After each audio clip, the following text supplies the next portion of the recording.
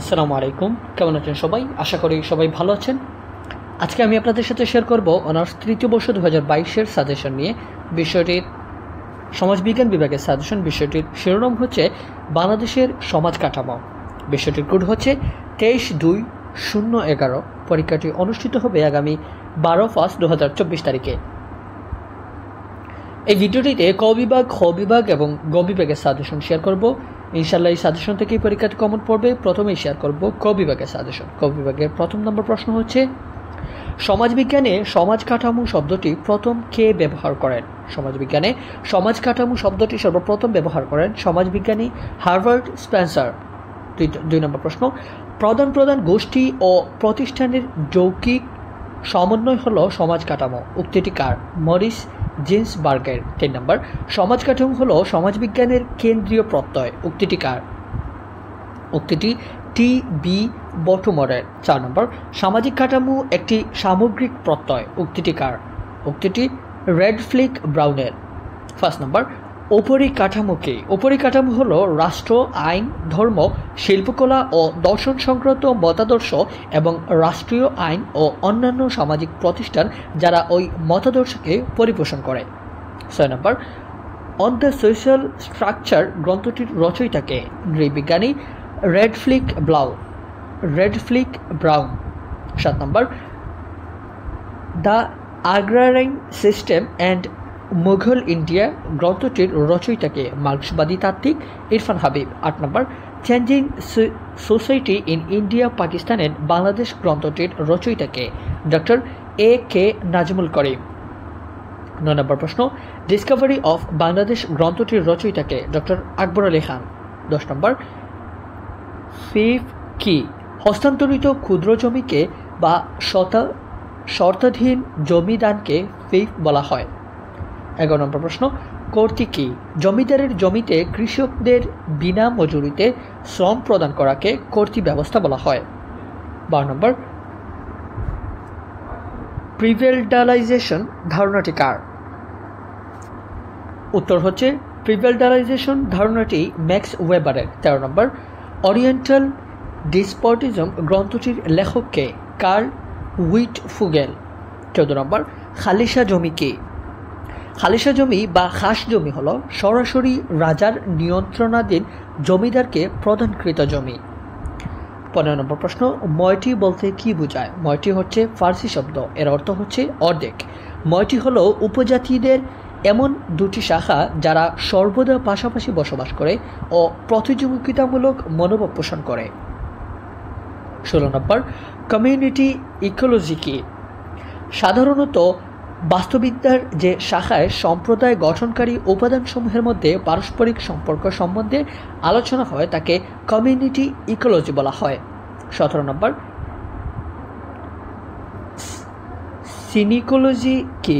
সিনিকোলজি হচ্ছে বিভিন্ন প্রজাতির মধ্যে সম্পর্ক অনুসন্ধান ও মিথস্ক্রিয়া সংক্রান্ত বাস্তুবিদ্যা অধ্যয়নের শাখা বিশেষ।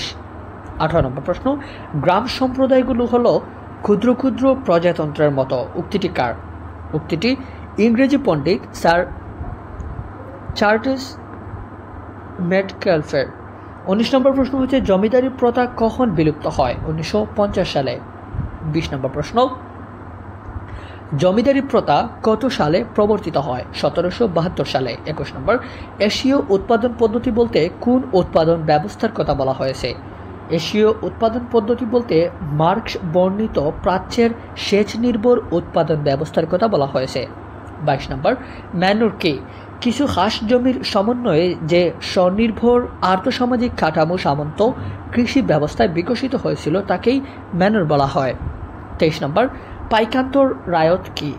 সাধারণত জমির উপর শর্তহীন চাষিকে পাইকান্তর রায়ত বলা হয়। 24 নম্বর, সূর্যাস্ত আইন কি? যে আইন অনুযায়ী জমিদারকে নির্দিষ্ট দিনে রাজস্ব জমা দিতে ব্যর্থ হলে জমিদারি হারাতে হতো, সেই আইনকে বলা হতো সূর্যাস্ত আইন। 25 নম্বর, বেঙ্গল ইন্ডিগো কনসার্ন কি? বাংলাদেশের সবচেয়ে বড় নীলের কোম্পানি বেঙ্গল ইন্ডিগো কনসার্ন নামে পরিচিত ছিল। 26 নম্বর, বাংলার প্রথম কৃষক বিদ্রোহ কোনটি? বাংলার প্রথম কৃষক বিদ্রোহ হচ্ছে ফকির সন্ন্যাসী বিদ্রোহ। 27 নম্বর প্রশ্ন হচ্ছে নেতৃত্ব কি? নেতৃত্ব হলো কোনো দল বা গোষ্ঠীকে পরিচালনা করার জন্য নেতার গুণাবলী বা আচরণ। 28 নম্বর দাদন কি?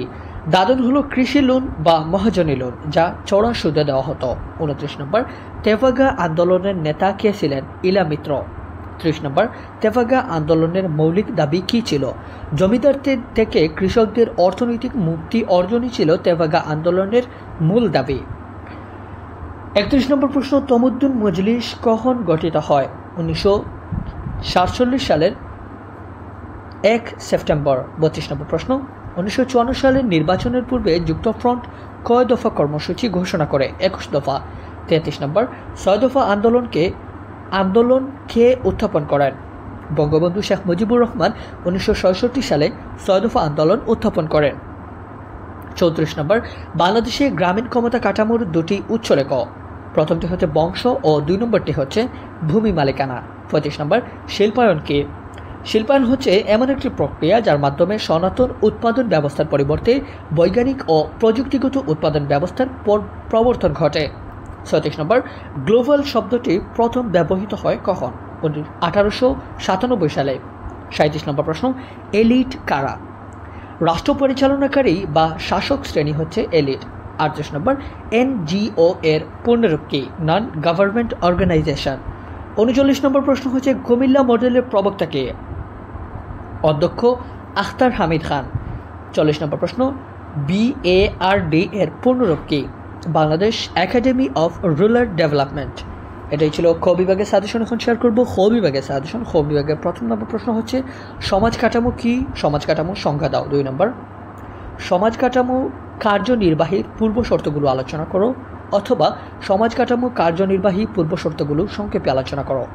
3 নম্বর প্রশ্ন মৌল কাঠামো ও উপরিকাঠামো ব্যাখ্যা করো, অথবা উপরিকাঠামো বলতে কি বুঝো? 4 নম্বর এশীয় উৎপাদন পদ্ধতির বৈশিষ্ট্যগুলো সংক্ষেপে আলোচনা করো। 5 নম্বর প্রশ্ন ম্যানর প্রথা কি? ম্যানর প্রথা বলতে কি বুঝো? 6 নম্বর প্রশ্ন ভারতীয় সামন্তবাদের বৈশিষ্ট্যগুলো আলোচনা করো।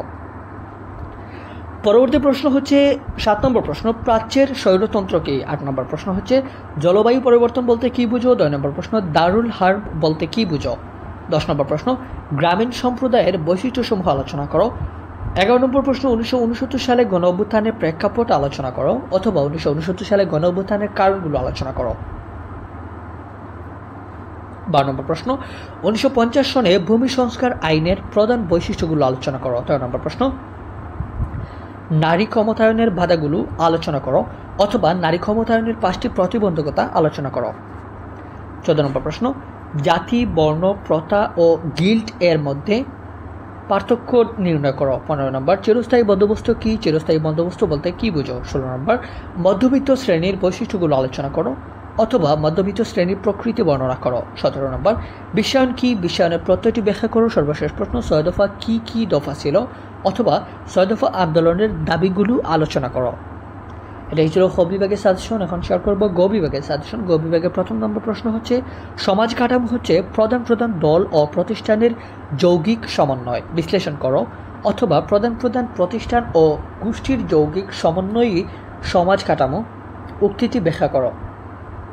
2 নম্বর প্রশ্ন হচ্ছে সমাজ কাঠামো বলতে কি বুঝো? সমাজ কাঠামোর মার্কসীয় তত্ত্ব পর্যালোচনা করো, অথবা সমাজ কাঠামোর অজৈবিক ধারণা আলোচনা করো।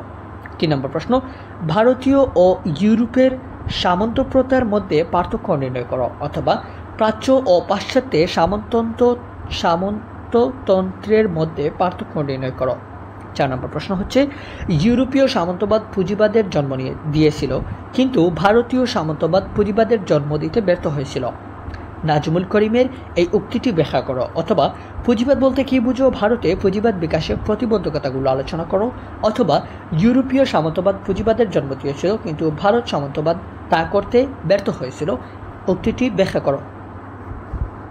5 নম্বর প্রশ্ন স্থানান্তর কি? বাংলাদেশ গ্রাম থেকে শহরে স্থানান্তরের কারণ ও ফলাফল বর্ণনা করো, অথবা গ্রাম থেকে শহরে স্থানান্তরের প্রভাবগুলো আলোচনা করো।